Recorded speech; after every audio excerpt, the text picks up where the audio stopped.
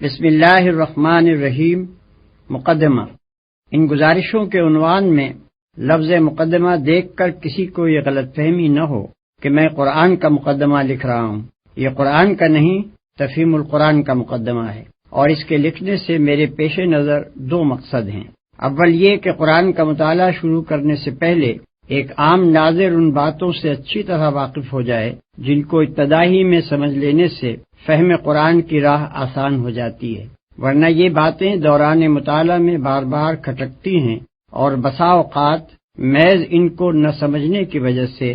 آدمی برسوں تک معنی قرآن کی سطح ہی پر گھومتا رہتا ہے، گہرائی میں اترنے کا راستہ اسے نہیں ملتا۔ دوم یہ کہ ان سوالات کا جواب پہلے ہی دے دیا جائے جو قرآن کو سمجھنے کی کوشش کرتے وقت بالعموم لوگوں کے ذہن میں پیدا ہوا کرتے ہیں۔ میں اس مقدمے میں صرف ان سوالات کا جواب دوں گا جو خود میرے ذہن میں اول پیدا ہوئے تھے یا جن سے بعد میں مجھ کو سابقہ پیش آیا۔ ان کے علاوہ اگر کچھ اور سوالات بھی جواب طلب باقی رہ گئے ہوں تو ان سے مجھے آگاہ کیا جائے، ان کا جواب انشاءاللہ آئندہ اشاعت کے موقع پر اس مقدمے میں بڑھا دیا جائے گا۔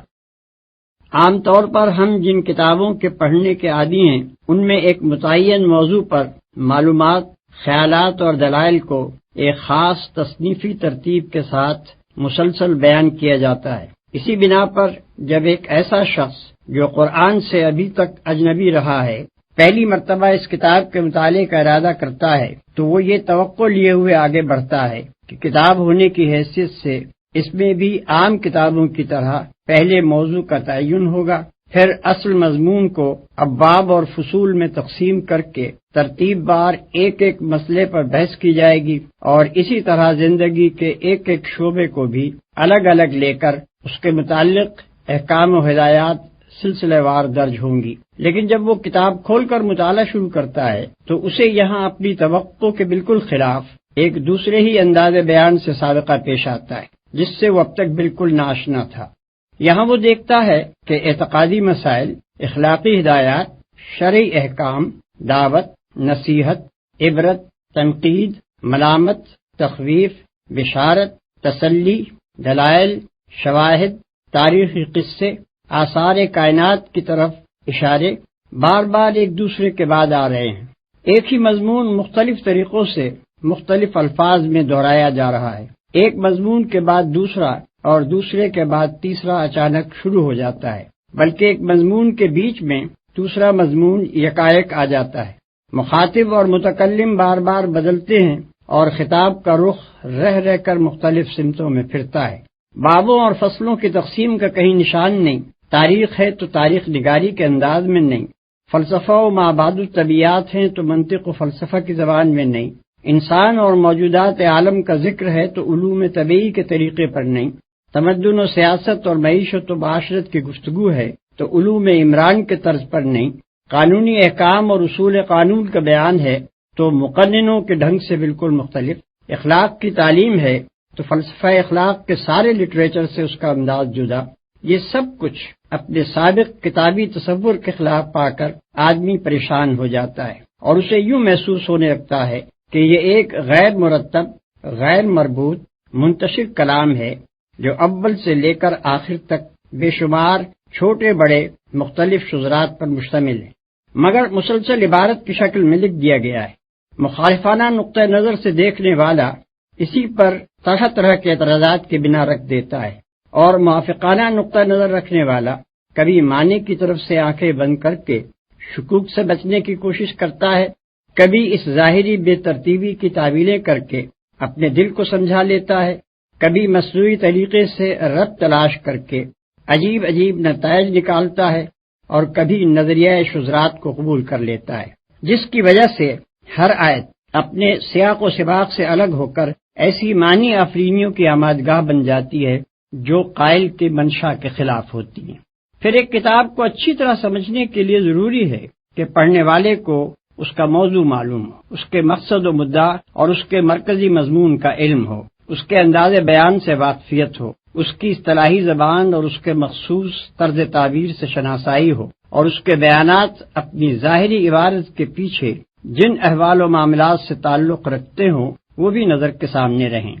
عام طور پر جو کتابیں ہم پڑھتے ہیں ان میں یہ چیزیں بآسانی مل جاتی ہیں، اس لیے ان کے مضامین کی تہ تک پہنچنے میں ہمیں کوئی بڑی زحمت نہیں ہوتی، مگر قرآن میں یہ اس طرح نہیں ملتی جس طرح ہم دوسری کتابوں میں انہیں پانے کے عادی رہے ہیں۔ اس لیے ایک عام کتاب خواں کی سی ذہنیت لے کر جب ہم میں کا کوئی شخص قرآن کا مطالعہ شروع کرتا ہے تو اسے کتاب کے موضوع، مدعا اور مرکزی مضمون کا سراغ نہیں ملتا۔ اس کا انداز بیان اور طرز تعبیر بھی اسے کچھ اجنبی سا محسوس ہوتا ہے، اور اکثر مقامات پر اس کی عبارات کا پس منظر بھی اس کی نگاہوں سے اوجھل رہتا ہے۔ نتیجہ یہ ہوتا ہے کہ متفرق آیات میں حکمت کے جو موتی بکھرے ہوئے ہیں ان سے کم و بیش مستفید ہونے کے باوجود آدمی کلام اللہ کی اصلی روح تک پہنچنے سے محروم رہ جاتا ہے، اور علم کتاب حاصل کرنے کے بجائے اس کو کتاب کے محض چند منتشر نکات و فوائد پر قناعت کر لینی پڑتی ہے۔ بلکہ اکثر لوگ جو قرآن کا مطالعہ کر کے شبہات میں مبتلا ہو جاتے ہیں، ان کے بھٹکنے کی ایک وجہ یہ بھی ہے کہ فہم کتاب کے ان ضروری مبادی سے ناواقف رہتے ہوئے جب وہ قرآن کو پڑھتے ہیں تو اس کے صفحات پر مختلف مضامین انہیں بکھرے ہوئے نظر آتے ہیں۔ بکثرت آیات کا مطلب ان پر نہیں کھلتا۔ بہت سی آیات کو وہ دیکھتے ہیں کہ بجائے خود نور حکمت سے جگمگا رہی ہیں مگر سیاق عبارت میں بالکل بے جوڑ محسوس ہوتی ہیں۔ متعدد مقامات پر تعبیرات اور اسلوب بیان کی ناواقفیت انہیں اصل مطلب سے ہٹا کر کسی اور ہی طرف لے جاتی ہے، اور اکثر مواقع پر پس منظر کا صحیح علم نہ ہونے سے شدید غلط فہمیاں پیش آتی ہیں۔ قرآن کس قسم کی کتاب ہے، اس کے نزول کی کیفیت اور اس کی ترتیب کی نوعیت کیا ہے، اس کا موضوع گفتگو کیا ہے، اس کی ساری بحث کس مدعا کے لیے ہے، کس مرکزی مضمون کے ساتھ اس کے یہ بے شمار مختلف النوع مضامین وابستہ ہیں، کیا طرز استدلال اور کیا طرز بیان اس نے اپنے مدعا کے لیے اختیار کیا ہے، یہ اور ایسے ہی دوسرے چند ضروری سوالات ہیں جن کا جواب صاف اور سیدھے طریقے سے اگر آدمی کو ابتدائی میں مل جائے تو وہ بہت سے خطرات سے بچ سکتا ہے، اور اس کے لیے فہم و تدبر کی راہیں کشادہ ہو سکتی ہیں۔ جو شخص قرآن میں تصنیفی ترتیب تلاش کرتا ہے اور وہاں اسے نہ پا کر کتاب کے صفحات میں بھٹکنے لگتا ہے، اس کی پریشانی کی اصل وجہ یہی ہے کہ وہ مطالعہ قرآن کے ان مبادی سے ناواقف ہوتا ہے۔ وہ اس گمان کے ساتھ مطالعہ شروع کرتا ہے کہ وہ مذہب کے موضوع پر ایک کتاب پڑھنے چلا ہے۔ مذہب کا موضوع اور کتاب، ان دونوں کا تصور اس کے ذہن میں وہی ہوتا ہے جو بالعموم مذہب اور کتاب کے متعلق ذہنوں میں پایا جاتا ہے، مگر جب وہاں اسے اپنے ذہنی تصور سے بالکل ہی مختلف ایک چیز سے سابقہ پیش آتا ہے تو وہ اپنے آپ کو اس سے مانوس نہیں کر سکتا، اور سرشتہ مضمون ہاتھ نہ آنے کے باعث بین السطور یوں بھٹکنا شروع کر دیتا ہے جیسے وہ ایک اجنبی مسافر ہے جو کسی نئے شہر کی گلیوں میں کھو گیا ہے۔ اس گم گشتگی سے وہ بچ جائے اگر اسے پہلے ہی بتا دیا جائے کہ تم جس کتاب کو پڑھنے جا رہے ہو وہ تمام دنیا کے لٹریچر میں اپنے طرز کی ایک ہی کتاب ہے۔ اس کی تصنیف دنیا کی ساری کتابوں سے مختلف طور پر ہوئی ہے، اپنے موضوع اور مضمون اور ترتیب کے لحاظ سے بھی وہ ایک نرالی چیز ہے، لہذا تمہارے ذہن کا وہ کتابی سانچہ جو اب تک کی کتب بینی سے بنا ہے اس کتاب کے سمجھنے میں تمہاری مدد نہ کرے گا بلکہ الٹا مزاحم ہوگا۔ اسے سمجھنا چاہتے ہو تو اپنے پہلے سے قائم کیے ہوئے قیاسات کو ذہن سے نکال کر اس کی عجیب خصوصیات سے شناسائی حاصل کرو۔ اس سلسلے میں سب سے پہلے ناظر کو قرآن کی اصل سے واقف ہو جانا چاہیے، وہ خواہ اس پر ایمان لائے یا نہ لائے، مگر اس کتاب کو سمجھنے کے لیے اسے نقطۂ آغاز کے طور پر اس کی وہی اصل قبول کرنی ہوگی جو خود اس نے اور اس کے پیش کرنے والے نے یعنی محمد صلی اللہ علیہ وسلم نے بیان کی ہے، اور وہ یہ ہے: ایک، خداوند عالم نے جو ساری کائنات کا خالق اور مالک اور فرماروا ہے، اپنی بے پایہ مملکت کے اس حصے میں جسے زمین کہتے ہیں انسان کو پیدا کیا، اسے جاننے اور سوچنے اور سمجھنے کی قوتیں دیں، بھلائی اور برائی کی تمیز دی، انتخاب اور ارادے کی آزادی عطا کی، تصرف کے اختیارات بخشے، اور فی الجملہ ایک طرح کی خود اختیاری آٹونومی دے کر اس زمین میں اپنا خلیفہ بنایا۔ دو، اس منصب پر انسان کو مقرر کرتے وقت خداوند عالم نے اچھی طرح اس کے کان کھول کر یہ بات اس کے ذہن نشین کر دی تھی کہ تمہارا اور تمام جہان کا مالک، معبود اور حاکم میں ہوں۔ میری اس سلطنت میں نہ تم خود مختار ہو نہ کسی دوسرے کے بندے ہو، اور نہ میرے سوا کوئی تمہاری اطاعت و بندگی اور پرستش کا مستحق ہے۔ دنیا کی یہ زندگی جس میں تمہیں اختیارات دے کر بھیجا جا رہا ہے، دراصل تمہارے لیے ایک امتحان کی مدت ہے، جس کے بعد تمہیں میرے پاس واپس آنا ہوگا، اور میں تمہارے کام کی جانچ کر کے فیصلہ کروں گا کہ تم میں سے کون امتحان میں کامیاب رہا ہے اور کون ناکام۔ تمہارے لیے صحیح رویہ یہ ہے کہ مجھے اپنا واحد معبود اور حاکم تسلیم کرو، جو ہدایت میں بھیجوں اس کے مطابق دنیا میں کام کرو، اور دنیا کو دارالامتحان سمجھتے ہوئے اس شعور کے ساتھ زندگی بسر کرو کہ تمہارا اصل مقصد میرے آخری فیصلے میں کامیاب ہونا ہے۔ اس کے برعکس تمہارے لیے ہر وہ رویہ غلط ہے جو اس سے مختلف ہو۔ اگر پہلا رویہ اختیار کرو گے جسے اختیار کرنے کے لیے تم آزاد ہو، تو تمہیں دنیا میں امن و اطمینان حاصل ہوگا، اور جب میرے پاس پلٹ کر آؤ گے تو میں تمہیں ابدی راحت و مسرت کا وہ گھر دوں گا جس کا نام جنت ہے۔ اور اگر کسی دوسرے رویے پر چلو گے جس پر چلنے کے لیے بھی تم کو آزادی دی ہے، تو دنیا میں تم کو فساد اور بے چینی کا مزہ چکھنا ہوگا، اور دنیا سے گزر کر عالم آخرت میں جب آؤ گے تو ابدی رنج و مصیبت کے اس گڑھے میں پھینک دیے جاؤ گے جس کا نام دوزخ ہے۔ نمبر 3، یہ فہمائش کر کے مالک کائنات نے نوع انسانی کو زمین میں جگہ دی، اور اس نوع کے اولین افراد آدم اور حوا کو وہ ہدایت بھی دے دی جس کے مطابق انہیں اور ان کی اولاد کو زمین میں کام کرنا تھا۔ یہ اولین انسان جہالت اور تاریکی کی حالت میں پیدا نہیں ہوئے تھے، بلکہ خدا نے زمین پر ان کی زندگی کا آغاز پوری روشنی میں کیا تھا۔ وہ حقیقت سے واقف تھے، انہیں ان کا قانون حیات بتا دیا گیا تھا۔ ان کا طریق زندگی خدا کی اطاعت یعنی اسلام تھا، اور وہ اپنی اولاد کو یہی بات سکھا کر گئے کہ وہ مطیع خدا مسلم بن کر رہیں۔ لیکن بعد کی صدیوں میں رفتہ رفتہ انسان اس صحیح طریقے زندگی سے منحرف ہو کر مختلف قسم کے غلط رویوں کی طرف چل پڑے۔ انہوں نے غفلت سے اس کو بھی گم کیا اور شرارت سے اس کو مسخ بھی کر ڈالا۔ انہوں نے خدا کے ساتھ زمین و آسمان کی مختلف انسانی اور غیر انسانی، خیالی اور مادی ہستیوں کو خدائی میں شریک ٹھہرا لیا۔ انہوں نے خدا کے دیے ہوئے علم حقیقت یعنی العلم میں طرح طرح کے اوہام اور نظریوں اور فلسفوں کی آمیزش کر کے بے شمار مذاہب پیدا کر لیے۔ انہوں نے خدا کے مقرر کیے ہوئے عادلانہ اصول اخلاق و تمدن شریعت کو چھوڑ کر یا بگاڑ کر اپنی خواہشات نفس اور اپنے تعصبات کے مطابق ایسے قوانین زندگی گھڑ لیے جن سے خدا کی زمین ظلم سے بھر گئی۔ نمبر 4، خدا نے جو محدود خود اختیاری انسان کو دی تھی اس کے ساتھ یہ بات مطابقت نہ رکھتی تھی کہ وہ اپنی تخلیقی مداخلت سے کام لے کر ان بگڑے ہوئے انسانوں کو زبردستی صحیح رویے کی طرف موڑ دیتا، اور اس نے دنیا میں کام کرنے کے لیے جو مہلت اس نوع کے لیے اور اس کی مختلف قوموں کے لیے مقرر کی تھی، اس کے ساتھ یہ بات بھی مطابقت نہ رکھتی تھی کہ اس بغاوت کے رونما ہوتے ہی وہ انسانوں کو ہلاک کر دیتا۔ پھر جو کام ابتدائے آفرینش سے اس نے اپنے ذمے لیا تھا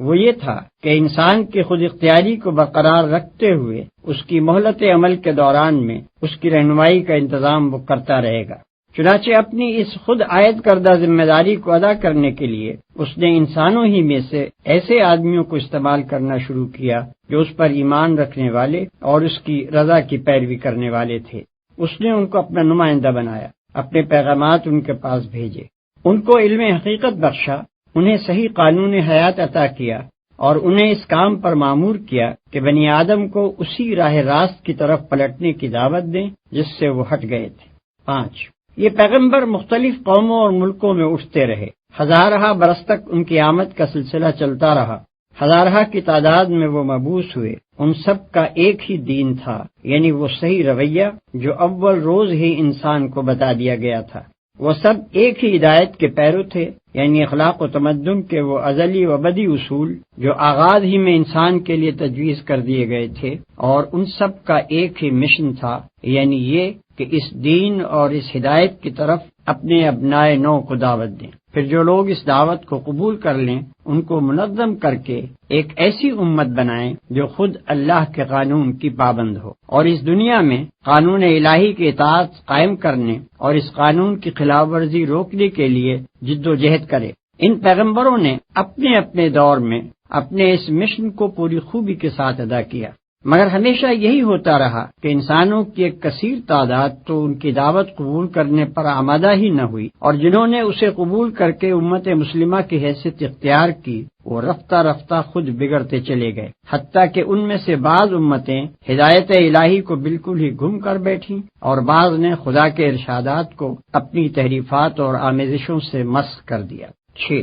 آخر کار خداوند عالم نے سرزمین عرب میں محمد صلی اللہ علیہ وسلم کو اسی کام کے لیے مبعوث کیا جس کے لیے پچھلے انبیاء آتے رہے تھے۔ ان کے مخاطب عام انسان بھی تھے اور پچھلے انبیاء کے بگڑے ہوئے پیرو بھی۔ سب کو صحیح رویے کی طرف دعوت دینا، سب کو ازسرنو خدا کی ہدایت پہنچا دینا، اور جو اس دعوت و ہدایت کو قبول کریں انہیں ایک ایسی امت بنا دینا ان کا کام تھا جو ایک طرف خود اپنی زندگی کا نظام خدا کی ہدایت پر قائم کرے اور دوسری طرف دنیا کی اصلاح کے لیے جد و جہد کرے۔ اسی دعوت اور ہدایت کی کتاب یہ قرآن ہے جو اللہ نے محمد صلی اللہ علیہ وسلم پر نازل فرمائی۔ قرآن کی یہ اصل معلوم ہو جانے کے بعد ناظرین کے لیے یہ سمجھنا آسان ہو جاتا ہے کہ اس کتاب کا موضوع کیا ہے، اس کا مرکزی مضمون کیا ہے اور اس کا مدعا کیا ہے۔ اس کا موضوع انسان ہے، اس اعتبار سے کہ بلحاظ حقیقت نفس الامری اس کی فلاح اور اس کا خسران کس چیز میں ہے۔ اس کا مرکزی مضمون یہ ہے کہ ظاہر بینی یا قیاس آرائی یا خواہش کی غلامی کے سبب سے انسان نے خدا اور نظام کائنات اور اپنی ہستی اور اپنی دنیاوی زندگی کے متعلق جو نظریات قائم کیے ہیں اور ان نظریات کی بنا پر جو رویے اختیار کر لیے ہیں وہ سب حقیقت نفس الامری کے لحاظ سے غلط اور نتیجے کے اعتبار سے خود انسان ہی کے لیے تباہ کن ہیں۔ حقیقت وہ ہے جو انسان کو خلیفہ بناتے وقت خدا نے خود بتا دی تھی، اور اس حقیقت کے لحاظ سے انسان کے لیے وہی رویہ درست اور خوش انجام ہے جسے پچھلے صفحات میں ہم صحیح رویے کے نام سے بیان کر چکے ہیں۔ اس کا مدعا انسان کو اس صحیح رویے کی طرف دعوت دینا اور اللہ کی اس ہدایت کو واضح طور پر پیش کرنا ہے جسے انسان اپنی غفلت سے گم اور اپنی شرارت سے مست کرتا رہا ہے۔ ان تین بنیادی امور کو ذہن میں رکھ کر کوئی شخص قرآن کو دیکھے تو اسے صاف نظر آئے گا کہ یہ کتاب کہیں اپنے موضوع اور اپنے مدعا اور مرکزی مضمون سے بال برابر بھی نہیں ہٹی ہے۔ اول سے لے کر آخر تک اس کے مختلف 9 مضامین اس کے مرکزی مضمون کے ساتھ اس طرح جڑے ہوئے ہیں جیسے ایک ہار کے چھوٹے بڑے رنگ برنگ جواہر ہار کے رشتے میں مربوط و منسلک ہوتے ہیں۔ وہ زمین و آسمان کی ساخت پر، انسان کی خلقت پر، آثار کائنات کے مشاہدات اور گزری ہوئی قوموں کے واقعات پر گفتگو کرتا ہے، مختلف قوموں کے عقائد و اخلاق اور اعمال پر تنقید کرتا ہے، مابعد الطبیعی امور و مسائل کی تشریح کرتا ہے اور بہت سی دوسری چیزوں کا ذکر بھی کرتا ہے، مگر اس لیے نہیں کہ اسے طبیعیات یا تاریخ یا فلسفے یا کسی اور فن کی تعلیم دینی ہے، بلکہ اس لیے کہ اسے حقیقت نفس الامری کے متعلق انسان کی غلط فہمیاں دور کرنی ہے، اصل حقیقت لوگوں کے ذہن نشین کرنی ہے، خلاف حقیقت رویے کی غلطی و بد انجامی واضح کرنی ہے اور اس رویے کی طرف دعوت دینی ہے جو مطابق حقیقت اور خوش انجام ہے۔ یہی وجہ ہے کہ وہ ہر چیز کا ذکر صرف اس حد تک اور اس انداز میں کرتا ہے جو اس کے مدعا کے لیے ضروری ہے، ہمیشہ ان چیزوں کا ذکر بقدر ضرورت کرنے کے بعد غیر متعلق تفصیلات کو چھوڑ کر اپنے مقصد اور مرکزی مضمون کی طرف رجوع کرتا ہے، اور اس کا سارا بیان انتہائی یکسانی کے ساتھ دعوت کے محور پر گھومتا رہتا ہے۔ مگر قرآن کے طرز بیان اور اس کی ترتیب اور اس کے بہت سے مضامین کو آدمی اس وقت تک اچھی طرح نہیں سمجھ سکتا جب تک کہ وہ اس کی کیفیت نزول کو بھی اچھی طرح نہ سمجھ لے۔ یہ قرآن اس نوعیت کی کتاب نہیں ہے کہ اللہ تعالیٰ نے بیک وقت اسے لکھ کر محمد صلی اللہ علیہ وسلم کو دے دیا ہو اور کہہ دیا ہو کہ اسے شائع کر کے لوگوں کو ایک خاص رویہ زندگی کی طرف بلائیں۔ نیز یہ اس نوعیت کی کتاب بھی نہیں ہے کہ اس میں مصنفانہ انداز پر کتاب کے موضوع اور مرکزی مضمون کے متعلق بحث کی گئی ہو۔ یہی وجہ ہے کہ اس میں نہ تصنیفی ترتیب پائی جاتی ہے اور نہ کتابی اسلوب۔ دراصل اس کی نوعیت یہ ہے کہ اللہ تعالیٰ نے عرب کے شہر مکہ میں اپنے ایک بندے کو پیغمبری کی خدمت کے لیے منتخب کیا اور اسے حکم دیا کہ اپنے شہر اور اپنے قبیلے یعنی قریش سے دعوت کی ابتدا کرے۔ یہ کام شروع کرنے کے لیے آغاز میں جن ہدایات کی ضرورت تھی صرف وہی دی گئیں اور وہ زیادہ تر 3 مضمونوں پر مشتمل تھیں۔ ایک، پیغمبر کو اس امر کی تعلیم کہ وہ خود اپنے آپ کو اس عظیم الشان کام کے لیے کس طرح تیار کریں اور کس طرز پر کام کریں۔ دوسرے، حقیقت نفس الامری کے متعلق ابتدائی معلومات اور حقیقت کے بارے میں ان غلط فہمیوں کی مجمل تردید جو گرد و پیش کے لوگوں میں پائی جاتی تھیں، جن کی وجہ سے ان کا رویہ غلط ہو رہا تھا۔ تیسرے، صحیح رویے کی طرف دعوت اور ہدایت الہی کے ان بنیادی اصول اخلاق کا بیان جن کی پیروی میں انسان کے لیے فلاح و سعادت ہے۔ شروع کے یہ پیغامات ابتدائے دعوت کی مناسبت سے چند چھوٹے چھوٹے مختصر بولوں پر مشتمل ہوتے تھے، جن کی زبان نہایت شستہ، نہایت شیریں، نہایت پر اثر اور مخاطب قوم کے مذاق کے مطابق بہترین ادبی رنگ لیے ہوئے ہوتی تھی، تاکہ دلوں میں یہ بول تیر و نشتر کی طرح پیوست ہو جائیں، کان خود بخود ان کے ترنم کی وجہ سے ان کی طرف متوجہ ہوں، اور زبانیں ان کے حسن تناسب کی وجہ سے بے اختیار ہو کر انہیں دہرانے لگیں۔ پھر ان میں مقامی رنگ بہت زیادہ تھا، اگرچہ بیان تو کی جا رہی تھیں عالمگیر صداقتیں، مگر ان کے لیے دلائل و شواہد اور مثالیں اس قریب ترین ماحول سے لی گئی تھیں جس سے مخاطب لوگ اچھی طرح مانوس تھے۔ انہی کی تاریخ، انہی کی روایات، انہی کے روزمرہ مشاہدے میں آنے والے آثار اور انہی کی اعتقادی و اخلاقی اور اجتماعی خرابیوں پر ساری گفتگو تھی تاکہ وہ اس سے اثر لے سکیں۔ دعوت کا یہ ابتدائی مرحلہ تقریباً 4-5 سال تک جاری رہا، اور اس مرحلے میں نبی صلی اللہ علیہ وسلم کی تبلیغ کا رد عمل 3 صورتوں میں ظاہر ہوا۔ 1، چند صالح آدمی اس دعوت کو قبول کر کے امت مسلمہ بننے کے لیے تیار ہو گئے۔ 2، ایک کثیر تعداد جہالت یا خود غرضی یا آبائی طریقے کی محبت کے سبب سے مخالفت پر آمادہ ہو گئی۔ 3، مکے اور قریش کی حدود سے نکل کر اس نئی دعوت کی آواز نسبتاً زیادہ وسیع حلقے میں پہنچنے لگی۔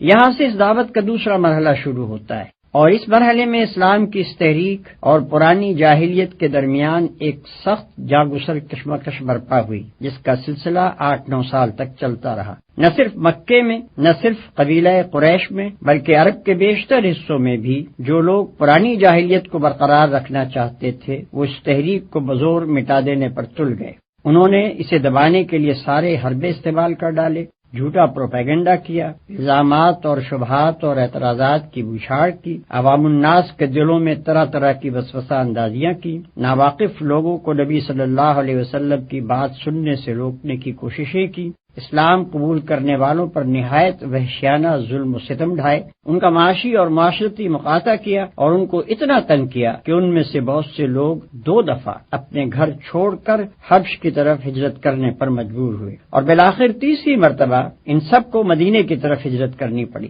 لیکن اس شدید اور روز افزوں مزاحمت کے باوجود یہ تحریک پھیلتی چلی گئی۔ مکے میں کوئی خاندان اور کوئی گھر ایسا نہ رہا جس کے کسی نہ کسی فرد نے اسلام قبول نہ کر لیا ہو۔ بیشتر مخالفین اسلام کی دشمنی میں شدت اور تلخی کی وجہ یہی تھی کہ ان کے اپنے بھائی، بھتیجے، بیٹے، بیٹیاں، بہنیں اور بہنوئی دعوت اسلام کے نہ صرف پیرو بلکہ جانثار حامی ہو گئے تھے، اور ان کے اپنے دل و جگر کے ٹکڑے ہی ان سے برسر پیکار ہونے کو تیار تھے۔ پھر لطف یہ ہے کہ جو لوگ پرانی جاہلیت سے ٹوٹ کر اس نوخیز تحریک کی طرف آ رہے تھے، وہ پہلے بھی اپنی سوسائٹی کے بہترین لوگ سمجھے جاتے تھے، اور اس تحریک میں شامل ہونے کے بعد وہ اتنے نیک، اتنے راست باز اور اتنے پاکیزہ اخلاق کے انسان بن جاتے تھے کہ دنیا اس دعوت کی برتری محسوس کیے بغیر رہ نہیں سکتی تھی، جو ایسے لوگوں کو اپنی طرف کھینچ رہی تھی اور انہیں یہ کچھ بنا رہی تھی۔ اس طویل اور شدید کشمکش کے دوران میں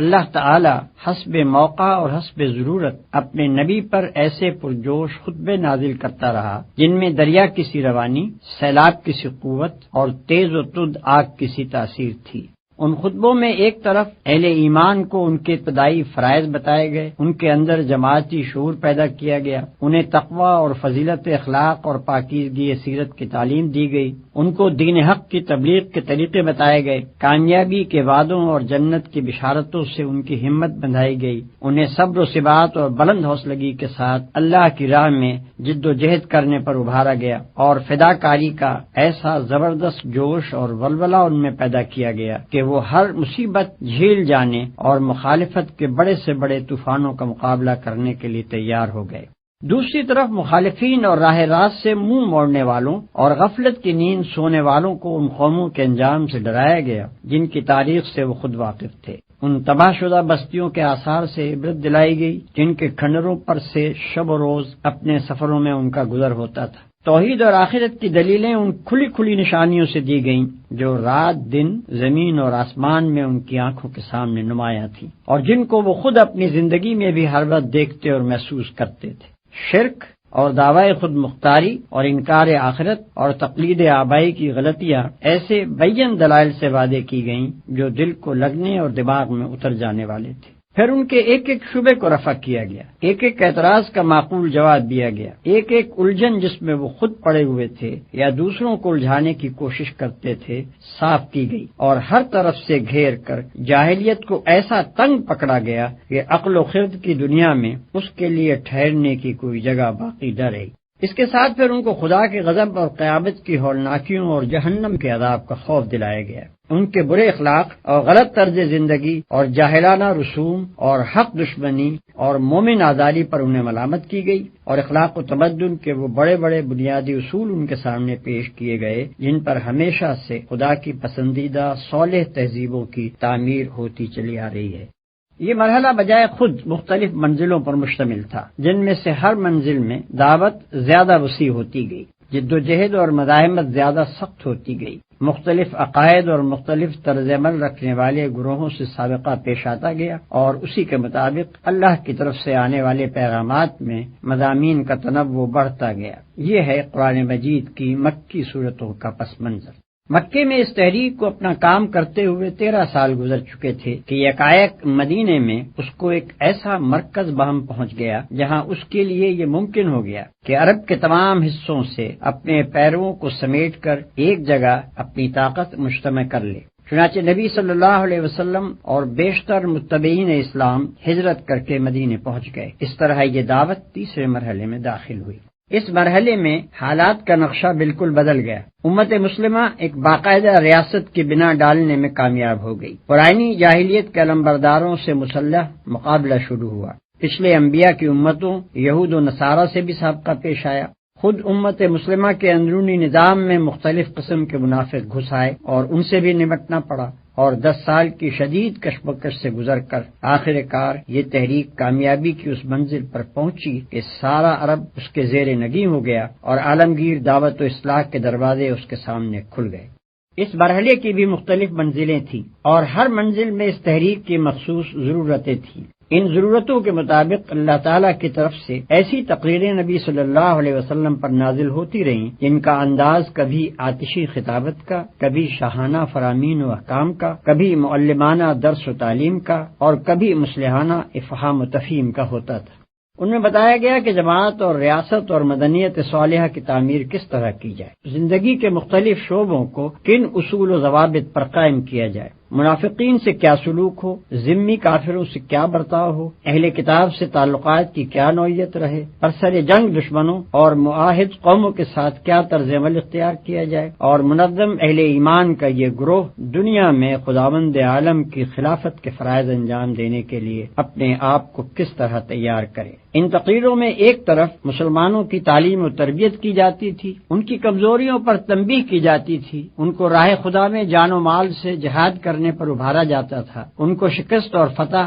مصیبت اور راحت، بدحالی اور خوشحالی، امن اور خوف، غرض ہر حال میں اس کے مناسب اخلاقیات کا درس دیا جاتا تھا، اور انہیں اس طرح تیار کیا جاتا تھا کہ وہ نبی صلی اللہ علیہ وسلم کے بعد آپ کے جانشین بن کر اس دعوت و اصلاح کے کام کو انجام دے سکیں۔ دوسری طرف ان لوگوں کو جو دائرہ ایمان سے باہر تھے، اہل کتاب، منافقین، کفار و مشرکین، سب کو ان کے مختلف حالتوں کے لحاظ سے سمجھانے، نرمی سے دعوت دینے، سختی سے ملامت اور نصیحت کرنے، خدا کے عذاب سے ڈرانے اور سبق آموز واقعات و احوال سے عبرت دلانے کی کوشش کی جاتی تھی تاکہ ان پر حجت تمام کر دی جائے۔ یہ ہے قرآن مجید کی مدنی صورتوں کا پس منظر۔ اس بیان سے یہ بات واضح ہو جاتی ہے کہ قرآن مجید ایک دعوت کے ساتھ اترنا شروع ہوا، اور وہ دعوت اپنے آغاز سے لے کر اپنی انتہائی تکمیل تک 23 سال کی مدت میں جن جن مرحلوں اور جن جن منزلوں سے گزرتی رہی، ان کی مختلف نو ضرورتوں کے مطابق قرآن کے مختلف حصے نازل ہوتے رہے۔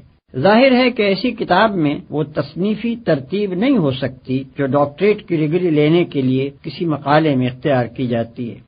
پھر اس دعوت کے ارتقاء کے ساتھ ساتھ قرآن کے جو چھوٹے اور بڑے حصے نازل ہوئے وہ بھی رسالوں کی شکل میں شائع نہیں کیے جاتے تھے، بلکہ تقریروں کی شکل میں بیان کیے جاتے اور اسی شکل میں پھیلائے جاتے تھے۔ اس لیے ان کا اسلوب بھی تحریری نہ تھا بلکہ خطابت کا اسلوب تھا۔ پھر یہ خطابت بھی ایک پروفیسر کے لیکچروں کی سی نہیں بلکہ ایک دائی کے خطبوں کی سی تھی، جسے دل و دماغ، عقل اور جذبات ہر ایک سے اپیل کرنا ہوتا ہے، جس کو ہر قسم کی ذہنیتوں سے سابقہ پیش آتا ہے، جسے اپنی دعوت و تبلیغ اور عملی تحریک کے سلسلے میں بے شمار مختلف حالتوں میں کام کرنا پڑتا ہے۔ ہر ممکن پہلو سے اپنی بات دلوں میں بٹھانا، خیالات کی دنیا بدلنا، جذبات کا سیلاب اٹھانا، مخالفتوں کا زور توڑنا، ساتھیوں کی اصلاح و تربیت کرنا اور ان میں جوش اور عزم ابھارنا، دشمنوں کو دوست اور منکروں کو معترف بنانا، مخالفین کی حجت منقطع کرنا اور ان کی اخلاقی طاقت کا استحصال کر دینا، غرض اسے وہ سب کچھ کرنا ہوتا ہے جو ایک دعوت کے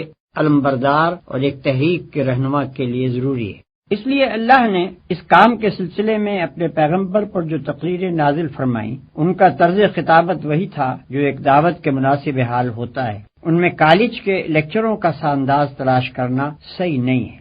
یہی سے یہ بات بھی اچھی طرح سمجھ میں آ سکتی ہے کہ قرآن میں مضامین کی اس قدر تکرار کیوں ہے۔ ایک دعوت اور عملی تحریک کا فطری اقتضا یہ ہے کہ وہ جس وقت جس مرحلے میں ہو اس میں وہی باتیں کہی جائیں جو اس مرحلے سے مناسبت رکھتی ہوں، اور جب تک دعوت ایک مرحلے میں رہے بعد کے مراحل کی بات نہ چھیڑی جائے بلکہ اسی مرحلے کی باتوں کا اعادہ کیا جاتا رہے، خواہ اس میں چند مہینے لگیں یا کئی سال صرف ہو جائیں۔ پھر اگر ایک ہی قسم کی باتوں کا اعادہ ایک ہی عبارت اور ایک ہی ڈنگ پر کیا جاتا رہے تو کان انہیں سنتے سنتے تھک جاتے ہیں اور طبیعتیں اکتانے لگتی ہیں۔ اس لیے یہ بھی ضروری ہے کہ ہر مرحلے میں جو باتیں بار بار کہنی ہوں انہیں ہر بار نئے الفاظ، نئے اسلوب اور نئی آن بان سے کہا جائے تاکہ نہایت خوشگوار طریقے سے وہ دلوں میں بیٹھ جائیں اور دعوت کی ایک ایک منزل اچھی طرح مستحکم ہوتی چلی جائے۔ اس کے ساتھ یہ بھی ضروری ہے کہ دعوت کی بنیاد جن عقائد اور اصولوں پر ہو انہیں پہلے قدم سے آخری منزل تک کسی وقت اور کسی حال میں نظروں سے اوجھل نہ ہونے دیا جائے بلکہ ان کا اعادہ بہرحال دعوت کے ہر مرحلے میں ہوتا رہے۔ یہی وجہ ہے کہ دعوت اسلامی کے ایک مرحلے میں قرآن کی جتنی صورتیں نازل ہوئی ہیں ان سب میں بالعموم ایک ہی قسم کے مضامین، الفاظ اور انداز بیان بدل کر آئے ہیں، مگر توحید اور صفات الہی، آخرت اور اس کی باز پرس اور جزا و سزا، رسالت اور ایمان بالکتاب، تقوی اور صبر و توکل اور اسی قسم کے دوسرے بنیادی مضامین کی تکرار پورے قرآن میں نظر آتی ہے، کیونکہ اس تحریک کے کسی مرحلے میں بھی ان سے غفلت گوارا نہیں کی جا سکتی تھی۔ یہ بنیادی تصورات اگر ذرا بھی کمزور ہو جاتے تو اسلام کی یہ تحریک اپنی صحیح روح کے ساتھ نہ چل سکتی۔ اگر غور کیا جائے تو اسی بیان سے یہ سوال بھی حل ہو جاتا ہے کہ نبی صلی اللہ علیہ وسلم نے قرآن کو اسی ترتیب کے ساتھ کیوں نہ مرتب کر دیا جس کے ساتھ وہ نازل ہوا تھا۔ اوپر آپ کو معلوم ہو چکا ہے کہ 23 سال تک قرآن کا نزول اس ترتیب سے ہوتا رہا جس ترتیب سے دعوت کا آغاز اور اس کا ارتقاء ہوا۔ اب یہ ظاہر ہے کہ دعوت کی تکمیل کے بعد ان نازل شدہ اجزاء کے لیے وہ ترتیب کسی طرح درست نہ ہو سکتی تھی جو صرف ارتقاء دعوت ہی کے ساتھ مناسبت رکھتی تھی۔ اب تو ان کے لیے ایک دوسری ہی ترتیب درکار تھی جو تکمیل دعوت کے بعد کی صورتحال کے لیے زیادہ مناسب ہو،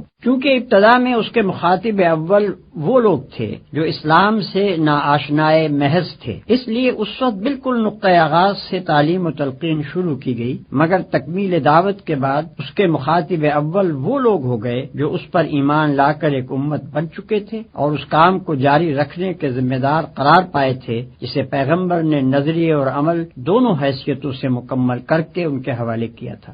اب لامحالہ مقدم چیز یہ ہو گئی کہ پہلے یہ لوگ خود اپنے فرائض سے، اپنے قوانین حیات سے اور ان فتنوں سے جو پچھلے پیغمبروں کی امتوں میں رونما ہوتے رہے ہیں اچھی طرح واقف ہو لیں، پھر اسلام سے بیگانہ دنیا کے سامنے خدا کی ہدایت پیش کرنے کے لیے آگے بڑھیں۔ علاوہ بنی قرآن مجید جس طرز کی کتاب ہے اسے اگر آدمی اچھی طرح سمجھ لے تو اس پر خود ہی یہ حقیقت منکشف ہو جائے گی کہ ایک ایک طرح کے مضامین کو ایک ایک جگہ جمع کرنا اس کتاب کے مزاج ہی سے مطابقت نہیں رکھتا۔ اس کے مزاج کا تو تقاضا یہی ہے کہ اس کے پڑھنے والے کے سامنے مدنی مرحلے کی باتیں مکی دور والی تعلیم کے درمیان اور مکی مرحلے کی باتیں مدنی دور والی تقریروں کے درمیان اور ابتدا کی گفتگویں آخر کی تلقینات کے بیچ میں اور آخری دور کی ہدایات آغاز کار کی تعلیمات کے پہلو میں بار بار آتی چلی جائیں، تاکہ اسلام کا پورا منظر اور جامع نقشہ اس کی نگاہ میں رہے اور کسی وقت بھی وہ یک رخا نہ ہونے پائے۔ پھر اگر قرآن کو اس کی نزولی ترتیب پر مرتب کیا بھی جاتا تو وہ ترتیب بعد کے لوگوں کے لیے صرف اسی صورت میں بامانی ہو سکتی تھی جبکہ قرآن کے ساتھ اس کی پوری تاریخ نزول اور اس کے ایک ایک جز کی کیفیت نزول و شان نزول لکھ کر لگا دی جاتی اور وہ لازمی طور پر قرآن کا ایک ضمیمہ بن کر رہتی۔ یہ بات اس مقصد کے خلاف تھی جس کے لیے اللہ تعالیٰ نے اپنے کلام کا یہ مجموعہ مرتب اور محفوظ کرایا تھا۔ وہاں تو پیش نظر چیز ہی یہ تھی کہ خالص کلام الہی بغیر کسی دوسرے کلام کی آمیزش یا شمول کے اپنی مختصر صورت میں مرتب ہو، جسے بچے، جوان، بوڑھے، عورت، مرد، شہری، دیہاتی، عامی، عالم سب پڑھیں، ہر زمانے میں اور ہر جگہ ہر حالت میں پڑھیں، اور ہر مرتبہ عقل و دانش کا انسان کم از کم یہ بات ضرور جان لے کہ اس کا خدا اس سے کیا چاہتا ہے اور کیا نہیں چاہتا۔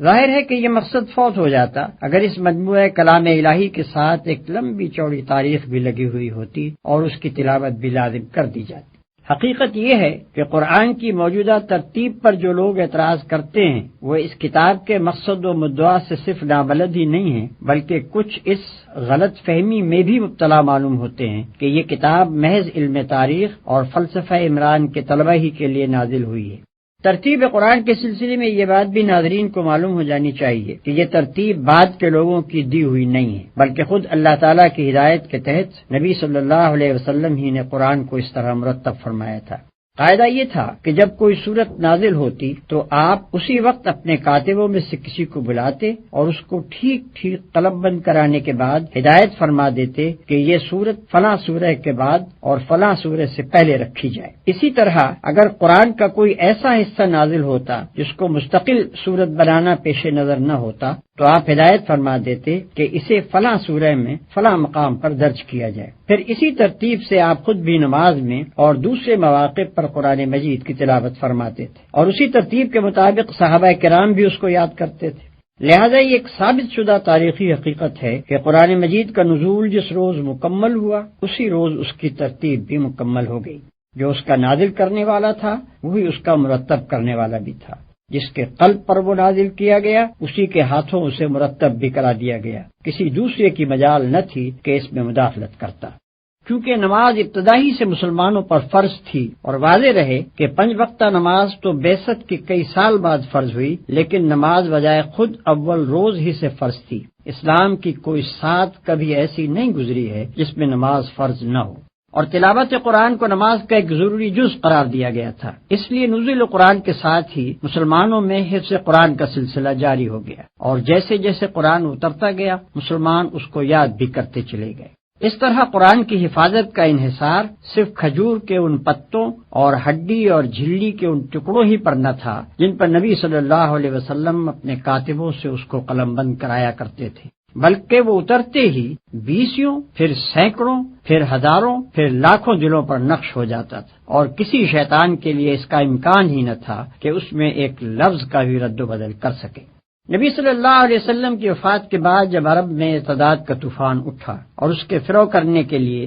صحابہ کرام کو سخت خونریز لڑائیاں لڑنی پڑیں تو ان مارکوں میں ایسے صحابہ کی کثیر تعداد شہید ہو گئی جن کو پورا قرآن حفظ تھا۔ اس سے حضرت عمر رضی اللہ تعالی عنہ کو خیال پیدا ہوا کہ قرآن کی حفاظت کے معاملے میں صرف ایک ہی ذریعے پر اعتماد کر لینا مناسب نہیں ہے، بلکہ الواح قلب کے ساتھ ساتھ صفحات قرطاس پر بھی اس کو محفوظ کرنے کا انتظام کر لینا چاہیے۔ چنانچہ اس کام کی ضرورت انہوں نے حضرت ابوبکر صدیق رضی اللہ عنہ پر وعدے کی، اور انہوں نے کچھ تعمل کے بعد اس سے اتفاق کر کے حضرت زید بن ثابت انصاری رضی اللہ تعالی عنہ کو، جو نبی صلی اللہ علیہ وسلم کے کاتب یعنی سیکریٹری رہ چکے تھے، اس خدمت پر مامور فرمایا۔ قاعدہ یہ مقرر کیا گیا کہ ایک طرف تو وہ تمام لکھے ہوئے اجزاء فراہم کر لیے جائیں جو نبی صلی اللہ علیہ وسلم نے چھوڑے ہیں، دوسری طرف صحابہ کرام میں سے بھی جس کے پاس قرآن یا اس کا کوئی حصہ لکھا ہوا ملے وہ ان سے لے لیا جائے۔ معتبر روایات سے معلوم ہوتا ہے کہ حضور صلی اللہ علیہ وسلم کی زندگی میں متعدد صحابہ کرام نے قرآن کو یا اس کے مختلف اجزاء کو اپنے پاس قلم بند کر کے رکھ چھوڑا تھا۔ چنانچہ اس سلسلے میں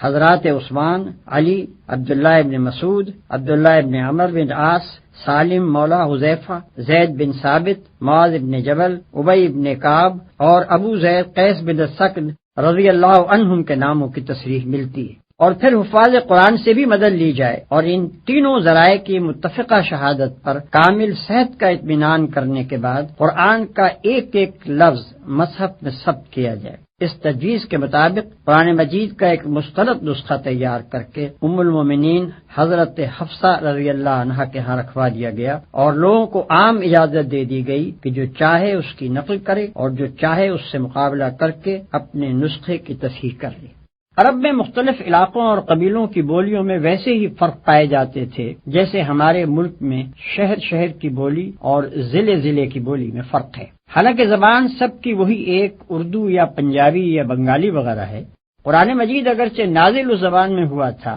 جو مکہ میں قریش کے لوگ بولتے تھے، لیکن ابتداً اس امر کی اجازت دے دی گئی تھی کہ دوسرے علاقوں اور قبیلوں کے لوگ اپنے اپنے لہجے اور محاورے کے مطابق اسے پڑھ لیا کریں، کیونکہ اس طرح معنی میں کوئی فرق نہیں پڑتا تھا، صرف عبارت ان کے لیے ملائم ہو جاتی تھی۔ لیکن رفتہ رفتہ جب اسلام پھیلا اور عرب کے لوگوں نے اپنے ریگستان سے نکل کر دنیا کے ایک بڑے حصے کو فتح کر لیا اور دوسری قوموں کے لوگ بھی دائرہ اسلام میں آنے لگے اور بڑے پیمانے پر عرب و عجم کے اختلاط سے عربی زبان متاثر ہونے لگی، تو یہ اندیشہ پیدا ہوا کہ اگر اب بھی دوسرے لہجوں اور محاوروں کے مطابق قرآن پڑھنے کی اجازت باقی رہی تو اس سے طرح طرح کے فتنے کھڑے ہو جائیں گے۔ مثلا یہ کہ ایک شخص کسی دوسرے شخص کو غیر مانوس طریقے پر کلام اللہ کی تلاوت کرتے ہوئے سنے گا اور یہ سمجھ کر اس سے لڑ پڑے گا کہ وہ دانستہ کلام الہی میں تحریف کر رہا ہے، یا یہ کہ یہ لفظی اختلافات رفتہ رفتہ واقعی تحریفات کا دروازہ کھول دیں گے، یا یہ کہ عرب و عجم کے اختلاط سے جن لوگوں کی زبان بگڑے گی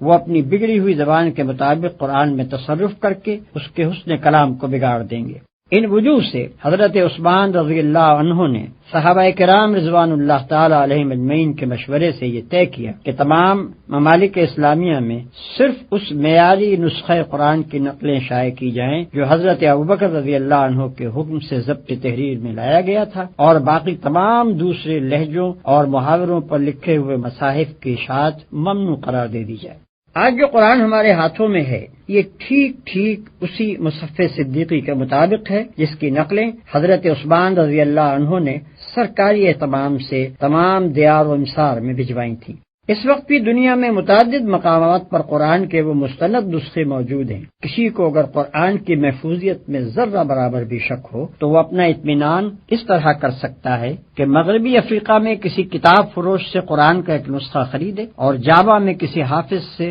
زبانی قرآن سن کر اس کا مقابلہ کرے، اور پھر دنیا کی بڑی بڑی لائبریریوں میں حضرت عثمان غنی رضی اللہ عنہ کے وقت سے لے کر آج تک مختلف صدیوں کے لکھے ہوئے جو مصاحف رکھے ہیں ان سے اس کا تقابل کر لے۔ اگر کسی حرف یا شوشے کا فرق وہ پائے تو اس کا فرض ہے کہ دنیا کو اس سب سے بڑے تاریخی انکشاف سے ضرور مطلع کرے۔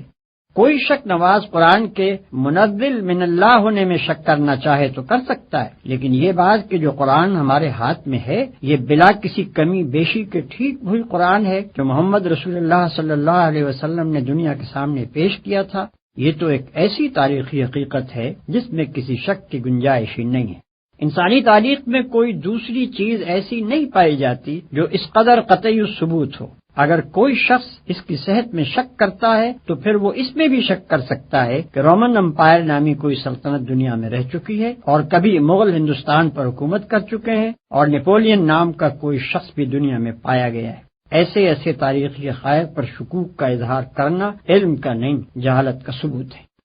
قرآن ایک ایسی کتاب ہے جس کی طرف دنیا میں بے شمار انسان بے شمار مقاصد لے کر رجوع کرتے ہیں۔ ان سب کی ضروریات اور اغراض کو پیش نظر رکھ کر کوئی مشورہ دینا آدمی کے لیے ممکن نہیں ہے۔ طالبوں کے اس ہجوم میں مجھ کو صرف ان لوگوں سے دلچسپی ہے جو اس کو سمجھنا چاہتے ہیں اور یہ معلوم کرنے کے خواہش مند ہیں کہ یہ کتاب انسان کے مسائل زندگی میں اس کی کیا رہنمائی کرتی ہے۔ ایسے لوگوں کو میں یہاں طریقے مطالعہ قرآن کے بارے میں کچھ مشورے دوں گا اور کچھ ان مشکلات کو حل کرنے کی کوشش کروں گا جو بالعموم انسان کو اس معاملے میں پیش آتی ہیں۔ کوئی شخص چاہے قرآن پر ایمان رکھتا ہو یا نہ رکھتا ہو، بہرحال اگر وہ اس کتاب کو فی الواقع سمجھنا چاہتا ہے تو اولین کام اسے یہ کرنا چاہیے کہ اپنے ذہن کو پہلے سے قائم کیے ہوئے تصورات اور نظریات سے اور موافقانہ یا مخالفانہ اغراض سے جس حد تک ممکن ہو خالی کر لے اور سمجھنے کا خالص مقصد لے کر کھلے دل سے اس کو پڑھنا شروع کرے۔ جو لوگ چند مخصوص قسم کے خیالات ذہن میں لے کر اس کتاب کو پڑھتے ہیں وہ اس کی سطروں کے درمیان اپنے ہی خیالات پڑھتے چلے جاتے ہیں، قرآن کی ان کو ہوا بھی نہیں لگنے پاتی۔ یہ طریق مطالعہ کسی کتاب کو پڑھنے کے لیے بھی صحیح نہیں ہے، مگر خصوصیت کے ساتھ قرآن تو اس طرز کے پڑھنے والوں کے لیے اپنے معنی کے دروازے کھولتا ہی نہیں۔ پھر جو شخص میں سرسری سی واقفیت باہم پہنچانا چاہتا ہو اس کے لیے تو شاید ایک دفعہ پڑھ لینا کافی ہو جائے، لیکن جو اس کی گہرائیوں میں اترنا چاہے اس کے لیے 2-4 دفعہ کا پڑھنا بھی کافی نہیں ہو سکتا۔ اس کو بار بار پڑھنا چاہیے، ہر مرتبہ ایک خاص ڈھنگ سے پڑھنا چاہیے اور ایک طالب علم کی طرح پینسل اور کاپی ساتھ لے کر بیٹھنا چاہیے تاکہ ضروری نکات نوٹ کرتا جائے۔ اس طرح جو لوگ پڑھنے پر آمادہ ہوں ان کو کم از کم 2 مرتبہ پورے قرآن کو صرف اس غرض کے لیے پڑھنا چاہیے کہ ان کے سامنے بحیثیت مجموعی وہ پورا نظام فکر و عمل آ جائے جسے یہ کتاب پیش کرنا چاہتی ہے۔ اس ابتدائی مطالعے کے دوران میں وہ قرآن کے پورے منظر پر ایک جامع نظر حاصل کرنے کی کوشش کریں اور یہ دیکھتے جائیں کہ یہ کتاب کیا بنیادی تصورات پیش کرتی ہے اور پھر ان تصورات پر کس قسم کا نظام زندگی تعمیر کرتی ہے۔ اس اثناء میں اگر کسی مقام پر کوئی سوال ذہن میں کھٹکے تو اس پر وہیں اسی وقت کوئی فیصلہ نہ کر بیٹھیں بلکہ اسے نوٹ کر لیں اور صبر کے ساتھ آگے مطالعہ جاری رکھیں۔ اغلب یہ ہے کہ آگے کہیں نہ کہیں انہیں اس کا جواب مل جائے گا۔ اگر جواب مل جائے تو اپنے سوال کے ساتھ اسے نوٹ کر لیں، لیکن اگر پہلے مطالعے کے دوران میں انہیں اپنے کسی سوال کا جواب نہ ملے تو صبر کے ساتھ دوسری بار پڑھیں۔ میں اپنے تجربے کی بنا پر یہ کہتا ہوں کہ دوسری بار کے غیر مطالعے میں شاذ و نادر ہی کوئی سوال جواب طلب باقی رہ جاتا ہے۔ اس طرح قرآن پر ایک جامع نظر حاصل کر لینے کے بعد تفصیلی مطالعے کی ابتدا کرنی چاہیے۔ اس سلسلے میں ناظر کو تعلیمات قرآن کا ایک ایک پہلو ذہن نشین کر کے نوٹ کرتے جانا چاہیے۔ مثلاً وہ اس بات کو سمجھنے کی کوشش کرے کہ انسانیت کا کون سا نمونہ ہے جسے قرآن پسندیدہ قرار دیتا ہے اور کس نمونے کے انسان اس کے نزدیک مبغوض و مردود ہیں۔ اس مضمون کو اچھی طرح اپنی گرفت میں لانے کے لیے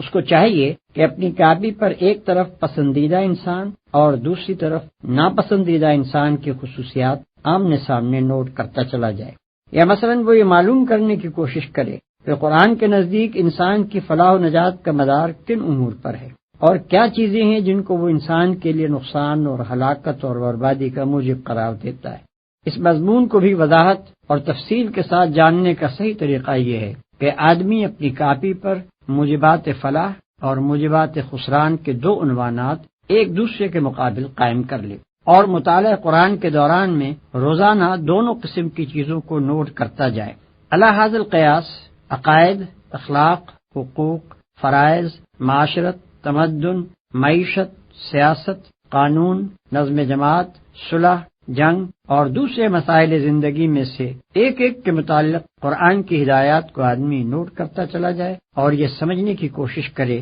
کہ ان میں سے ہر شعبے کی مجموعی شکل کیا بنتی ہے اور پھر ان سب کو ملا کر جوڑ دینے سے پورا نقشہ زندگی کس قسم کا بنتا ہے۔ پھر جب آدمی کسی خاص مسئلہ زندگی کے بارے میں تحقیق کرنا چاہے کہ قرآن کا نقطہ نظر اس کے متعلق کیا ہے تو اس کے لیے عمدہ طریقہ یہ ہے کہ پہلے وہ اس مسئلے کے متعلق قدیم و جدید لٹریچر کا گہرا مطالعہ کر کے واضح طور پر یہ معلوم کر لے کہ اس مسئلے کے بنیادی نکات کیا ہیں، انسان نے اب تک اس پر کیا سوچا اور سمجھا ہے، کیا امور اس میں تصفیہ طلب ہیں اور کہاں جا کر انسانی فکر کی گاڑی اٹک جاتی ہے۔ اس کے بعد انہی تصفیہ طلب مسائل کو نگاہ میں رکھ کر آدمی کو قرآن کا مطالعہ کرنا چاہیے۔ میرا تجربہ ہے کہ اس طرح جب آدمی کسی مسئلے کی تحقیق کے لیے قرآن پڑھنے بیٹھتا ہے تو اسے ایسی ایسی آیتوں میں اپنے سوالات کا جواب ملتا ہے جنہیں وہ اس سے پہلے 20 مرتبہ پڑھ چکا ہوتا ہے، اور کبھی اس کے حاشیہ خیال میں بھی یہ بات نہیں آتی کہ یہاں یہ مضمون بھی چھپا ہوا ہے۔ لیکن فہم قرآن کی ان ساری تدبیروں کے باوجود آدمی قرآن کی روح سے پوری طرح آشنا نہیں ہونے پاتا جب تک کہ عملاً وہ کام نہ کرے جس کے لیے قرآن آیا ہے۔ یہ محض نظریات اور خیالات کی کتاب نہیں ہے کہ آپ آرام کرسی پر بیٹھ کر اسے پڑھیں اور اس کی ساری باتیں سمجھ جائیں۔ یہ دنیا کے عام تصور مذہب کے مطابق ایک نری مذہبی کتاب بھی نہیں ہے کہ مدرسے اور خانقاہ میں اس کے سارے رموز حل کر لیے جائیں، جیسا کہ اس مقدمے کے آغاز میں بتایا جا چکا ہے۔ یہ ایک دعوت اور تحریک کی کتاب ہے۔ اس نے آتے ہی ایک خاموش، تباہ اور نیک نہاد انسان کو گوشہ عزلت سے نکال کر خدا سے پھری ہوئی دنیا کے مقابلے میں لا کھڑا کیا، باطل کے خلاف اس سے آواز اٹھوائی، اور وقت کے علمبرداران نے کفر و فسق و ضلالت سے اس کو لڑا دیا۔ گھر گھر سے ایک ایک سعید روح اور پاکیزہ نفس کو کھینچ کھینچ کر لائی، اور دائی حق کے جھنڈے تلے ان سب کو اکٹھا کیا۔ گوشے گوشے سے ایک ایک فتنہ جو اور فساد پرور کو بھڑکا کر اٹھایا اور حامیان حق سے ان کی جنگ کرائی۔ ایک فرد واحد کی پکار سے اپنا کام شروع کر کے خلافت الہیہ کے قیام تک پورے 23 سال یہی کتاب اس عظیم الشان تحریک کی رہنمائی کرتی رہی، اور حق و باطل کی اس طویل و جانگسل کشمکش کے دوران میں ایک ایک منزل اور ایک ایک مرحلے پر اسی نے تخریب کے ڈھنگ اور تعمیر کے نقشے بتائے۔ اب بھلا یہ کیسے ممکن ہے کہ آپ سرے سے ندائے کفر و دین اور مارکہ اسلام و جاہلیت کے میدان میں قدم ہی نہ رکھیں، اور اس کشمکش کی کسی منزل سے گزرنے کا آپ کو اتفاق ہی نہ ہوا ہو، اور پھر محض قرآن کے الفاظ پڑھ پڑھ کر اس کی ساری حقیقتیں آپ کے سامنے بے نقاب ہو جائیں؟ اسے تو پوری طرح آپ اسی وقت سمجھ سکتے ہیں جب اسے لے کر اٹھیں اور دعوت اللہ کا کام شروع کریں، اور جس جس طرح یہ کتاب ہدایت دیتی جائے اس طرح قدم اٹھاتے چلے جائیں۔ تب وہ سارے تجربات آپ کو پیش آئیں گے جو نزول قرآن کے وقت پیش آئے تھے۔ مکے اور حبش اور طائف کی منزلیں بھی آپ دیکھیں گے، اور بدر و احد سے لے کر حنین اور تبوک تک کے مراحل بھی آپ کے سامنے آئیں گے۔ ابو جہل اور ابو لہب سے بھی آپ کو واسطہ پڑے گا، منافقین اور یہود بھی آپ کو ملیں گے، اور سابقین اولین سے لے کر مؤلفۃ القلوب تک سبھی طرح کے انسانی نمونے آپ دیکھ بھی لیں گے اور برت بھی لیں گے۔ یہ ایک اور ہی قسم کا سلوک ہے جس کو میں سلوک قرآنی کہتا ہوں۔ اس سلوک کی شان یہ ہے کہ اس کی جس جس منزل سے آپ گزرتے جائیں گے، قرآن کی کچھ آیتیں اور صورتیں خود سامنے آ کر آپ کو بتاتی چلی جائیں گی کہ وہ اسی منزل میں اتری تھی اور یہ ہدایت لے کر آئی تھی۔ اس وقت یہ تو ممکن ہے کہ لغت اور نحو اور معنی اور بیان کے کچھ نکات سالک کی نگاہ سے چھپے رہ جائیں، لیکن یہ ممکن نہیں ہے کہ قرآن اپنی روح کو اس کے سامنے بے نقاب کرنے سے بخل برت جائے۔ پھر اسی کلیے کے مطابق قرآن کے احکام، اس کی اخلاقی تعلیمات، اس کی معاشی اور تمدنی ہدایات اور زندگی کے مختلف پہلوؤں کے بارے میں اس کے بتائے ہوئے اصول و قوانین آدمی کی سمجھ میں اس وقت تک آ ہی نہیں سکتے جب تک کہ وہ عملاً ان کو برت کر نہ دیکھے۔ نہ وہ فرد اس کتاب کو سمجھ سکتا ہے جس نے اپنی انفرادی زندگی کو اس کی پیروی سے آزاد کر رکھا ہو، اور نہ وہ قوم اس سے آشنا ہو سکتی ہے جس کے سارے ہی اجتماعی ادارے اس کی بنائی ہوئی روش کے خلاف چل رہے ہیں۔ قرآن کے اس دعوے سے ہر کہو مہ واقف ہے کہ وہ تمام نوع انسانی کی ہدایت کے لیے آیا ہے، لیکن جب کوئی شخص اس کو پڑھنے بیٹھتا ہے تو دیکھتا ہے کہ اس کا روح سخن زیادہ تر اپنے زمانہ نزول کے اہل عرب کی طرف ہے۔ اگرچہ کبھی کبھی وہ بنی آدم اور عامت الناس کو بھی پکارتا ہے، لیکن اکثر باتیں وہ ایسی کہتا ہے جو عرب کے مذاق، عرب ہی کے ماحول، عرب ہی کی تاریخ اور عرب ہی کے رسم و رواج سے ربط و تعلق رکھتی ہیں۔ ان چیزوں کو دیکھ کر آدمی سوچنے لگتا ہے کہ جو چیز عام انسانوں کی ہدایت کے لیے اتاری گئی تھی اس میں وقتی اور مقامی اور قومی عنصر اتنا زیادہ کیوں ہے؟ اس معاملے کی حقیقت کو نہ سمجھنے کی وجہ سے بعض لوگ اس شک میں پڑ جاتے ہیں کہ شاید یہ چیز اصل میں تو اپنے ہم عصر اہل عرب ہی کی اصلاح کے لیے تھی، لیکن بعد میں زبردستی کھینچ تان کر اسے تمام انسانوں کے لیے اور ہمیشہ ہمیشہ کے لیے کتاب ہدایت قرار دے دیا گیا۔ جو شخص یہ اعتراض محض اعتراض کی خاطر نہیں اٹھاتا بلکہ فی الواقع اسے سمجھنا چاہتا ہے، اسے میں مشورہ دوں گا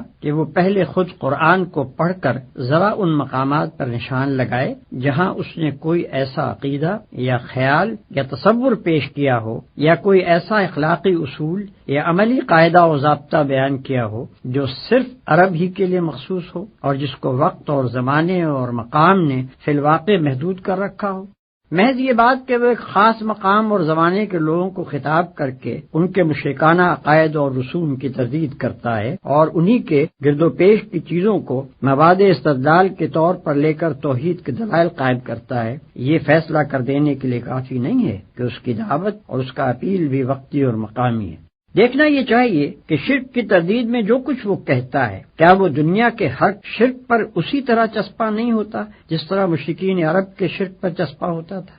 کیا انہی دلائل کو ہم ہر زمانے اور ہر ملک کے مشرکین کی اصلاح خیال کے لیے استعمال نہیں کر سکتے؟ اور کیا اس بات توحید کے لیے قرآن کے طرز استدلال کو تھوڑے سے رد و بدل کے ساتھ ہر وقت ہر جگہ کام میں نہیں لایا جا سکتا؟ اگر جواب اس بات میں ہے تو پھر کوئی وجہ نہیں کہ ایک عالمگیر تعلیم کو صرف اس بنا پر وقتی و مقامی قرار دیا جائے کہ ایک خاص وقت میں ایک خاص قوم کو خطاب کر کے وہ پیش کی گئی تھی۔ دنیا کا کوئی فلسفہ اور کوئی نظام زندگی اور کوئی مذہب فکر ایسا نہیں ہے جس کی ساری باتیں از اول تا آخر تجریدی ایبسٹریکٹ طرز بیان میں پیش کی گئیں اور کسی متعین حالت یا صورت پر اس کو چسپاں کر کے ان کی توضیح نہ کی گئی ہو۔ ایسی مکمل تجرید اول تو ممکن نہیں ہے، اور ممکن ہو بھی تو جو چیز اس طریقے پر پیش کی جائے گی وہ صرف صفحہ کاغذ ہی پر رہ جائے گی، انسانوں کی زندگی میں اس کا جذب ہو کر ایک عملی نظام میں تبدیل ہونا محال ہے۔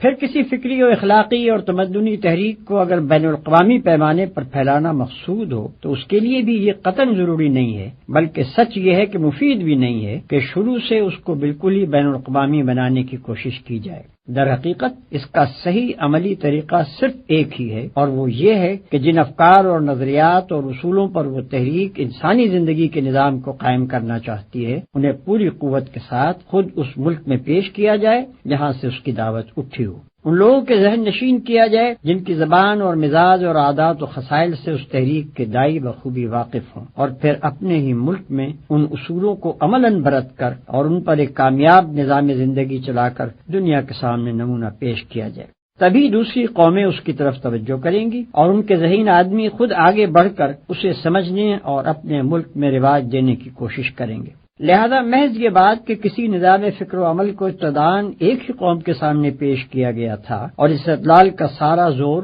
اسی کو سمجھانے اور مطمئن کرنے پر صرف کر دیا گیا تھا، اس امر کی دلیل نہیں ہے کہ وہ نظام فکر و عمل محض قومی ہے۔ فی الواقع جو خصوصیات ایک قومی نظام کو ایک بین الاقوامی نظام سے اور ایک وقتی نظام کو ایک ابدی نظام سے ممیز کرتی ہیں وہ یہ ہیں کہ قومی نظام یا تو ایک قوم کی برتری اور اس کے مخصوص حقوق کا مدعی ہوتا ہے یا اپنے اندر کچھ ایسے اصول اور نظریات رکھتا ہے جو دوسری اقوام میں نہیں چل سکتے۔ اس کے برعکس جو نظام بین الاقوامی ہوتا ہے وہ تمام انسانوں کو برابر کا درجہ اور برابر کے حقوق دینے کے لیے تیار ہوتا ہے اور اس کے اصولوں میں بھی عالمگیریت پائی جاتی ہے۔ اسی طرح ایک وقتی نظام لازمی طور پر اپنی بنیاد کچھ ایسے اصولوں پر رکھتا ہے جو زمانے کی چند پلٹیوں کے بعد صریحاً ناقابل عمل ہو جاتے ہیں، اور اس کے برعکس ایک ابدی نظام کے اصول تمام بدلتے ہوئے حالات پر منطبق ہوتے چلے جاتے ہیں۔ ان خصوصیات کو نگاہ میں رکھ کر کوئی شخص خود قرآن کو پڑھے اور ان چیزوں کو ذرا متعین کرنے کی کوشش کرے جن کے بنا پر واقعی یہ گمان کیا جا سکتا ہو کہ قرآن کا پیش کردہ نظام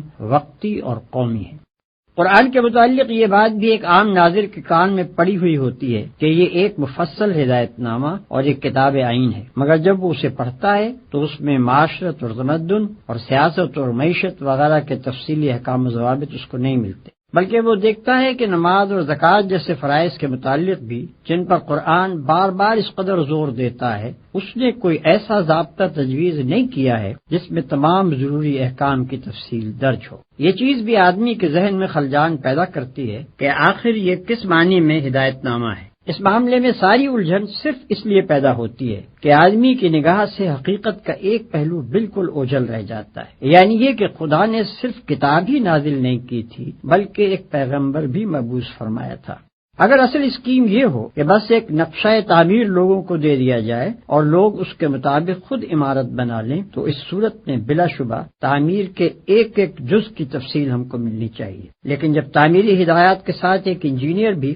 سرکاری طور پر مقرر کر دیا جائے اور وہ ان ہدایات کے مطابق ایک عمارت بنا کر کھڑی کر دے تو پھر انجینئر اور اس کی بنائی ہوئی عمارت کو نظر انداز کر کے صرف نقشے ہی میں تمام جزیات کی تفصیل تلاش کرنا اور پھر اسے نہ پا کر نقشے کی ناتمامی کا شکوہ کرنا غلط ہے۔ قرآن جزیات کی کتاب نہیں ہے بلکہ اصول اور کلیات کی کتاب ہے۔ اس کا اصل کام یہ ہے کہ نظام اسلامی کی فکری اور اخلاقی بنیادوں کو پوری وضاحت کے ساتھ نہ صرف پیش کرے بلکہ عقلی استدلال اور جذباتی اپیل دونوں کے ذریعے سے خوب مستحکم بھی کر دے۔ اب رہی اسلامی زندگی کی عملی صورت، تو اس معاملے میں وہ انسان کی رہنمائی اس طریقے سے نہیں کرتا کہ زندگی کے ایک ایک پہلو کے متعلق تفصیلی ضابطے اور قوانین بتائے، بلکہ وہ ہر شعبہ زندگی کے حدود اربع بتا دیتا ہے اور نمایاں طور پر چند گوشوں میں سنگ نشان کھڑے کر دیتا ہے جو اس بات کا تعین کر دیتے ہیں کہ اللہ تعالیٰ کی مرضی کے مطابق ان شعبوں کی تشکیل و تعمیر کن خطوط پر ہونی چاہیے۔ ان ہدایات کے مطابق عملاً اسلامی زندگی کی صورت گری کرنا نبی صلی اللہ علیہ وسلم کا کام تھا۔ انہیں معمور ہی اس لیے کیا گیا تھا کہ دنیا کو اس انفرادی سیرت و کردار اور اس معاشرے اور ریاست کا نمونہ دکھا دیں جو قرآن کے دیے ہوئے اصولوں کی عملی تعبیر و تفسیر ہو۔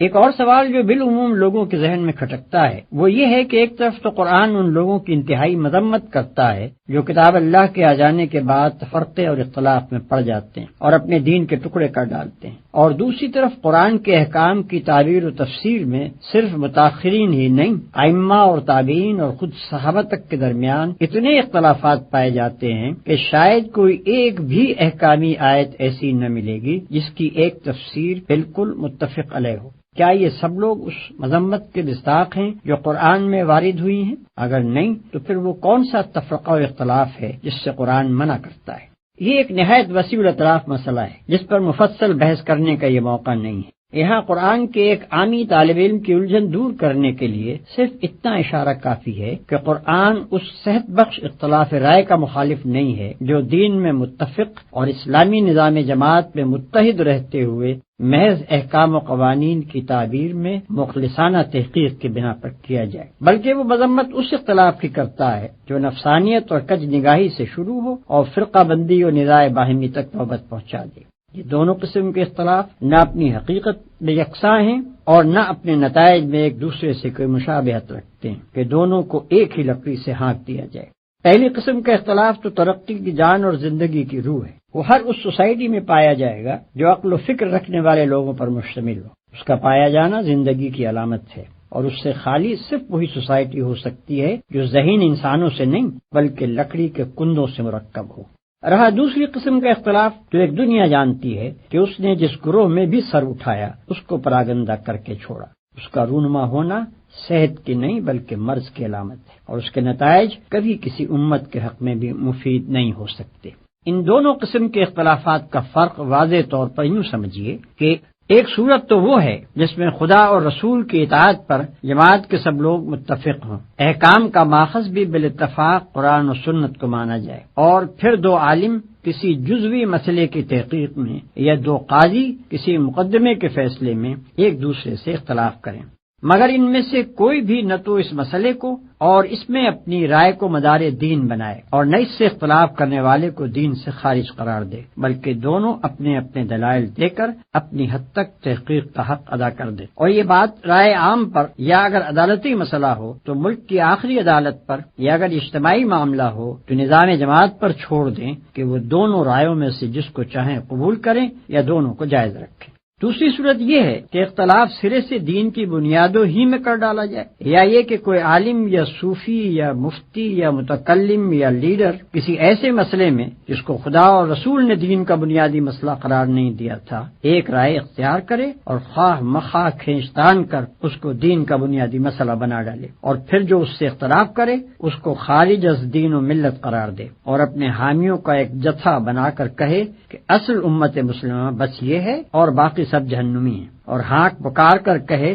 کہ مسلم ہے تو بس اس جتھے میں آ جا ورنہ تو مسلم ہی نہیں ہے۔ قرآن نے جہاں کہیں بھی اختلاف و فرقہ بندی کی مخالفت کی ہے اس سے اس کی مراد یہ دوسری قسم کا اختلاف ہی ہے۔ رہا پہلی قسم کا اختلاف تو اس کی متعدد مثالیں خود نبی صلی اللہ علیہ وسلم کے سامنے پیش آ چکی تھیں، اور آپ نے صرف یہی نہیں کہ اس کو جائز رکھا بلکہ اس کی تحسین بھی فرمائی، اس لیے کہ وہ اختلاف تو اس بات کا پتہ دیتا ہے کہ جماعت میں غور و فکر اور تحقیق و تجسس اور فہم و تفقہ کی صلاحیتیں موجود ہیں، اور جماعت کے ذہین لوگوں کو اپنے دین سے اور اس کے احکام سے دلچسپی ہے، اور ان کی ذہانتیں اپنے مسائل زندگی کا حل دین کے باہر نہیں بلکہ اس کے اندر ہی تلاش کرتی ہیں، اور جماعت بحیثیت مجموعی اس زرین قاعدے پر عامل ہے کہ اصول میں متفق رہ کر اپنی وحدت برقرار رکھے، اور پھر اپنے اہل علم و فکر کو صحیح حدود کے اندر تحقیق و اجتہاد کی آزادی دے کر ترقی کے مواقع بھی باقی رکھے۔ ھذا ما عندی والعلم عند اللہ علیہ توکلت و الیہ انیب۔ اس مقدمے میں تمام ان مسائل کا استقصاء کرنا میرے پیش نظر نہیں ہے جو مطالعہ قرآن کے دوران میں ایک ناظر کے ذہن میں پیدا ہوتے ہیں، اس لیے کہ ان سوالات کا بیشتر حصہ ایسا ہے جو کسی نہ کسی آیت یا سورت کے سامنے آنے پر ذہن کو کھٹکتا ہے، اور اس کا جواب تفہیم القرآن میں برسر موقع دے دیا گیا ہے۔ لہذا ایسے سوالات کو چھوڑ کر میں نے یہاں صرف ان جامع مسائل سے بحث کی ہے جو بحیثیت مجموعی پورے قرآن سے تعلق رکھتے ہیں۔ ناظرین کرام سے میری درخواست ہے کہ صرف اس مقدمے کو دیکھ کر ہی اس کے تشنا ہونے کا فیصلہ نہ کر دیں، بلکہ پوری کتاب کو دیکھنے کے بعد اگر ان کے ذہن میں کچھ سوالات جواب طلب باقی رہ جائیں یا کسی سوال کے جواب کو وہ ناکافی پائیں تو مجھے اس سے مطلع فرمائیں۔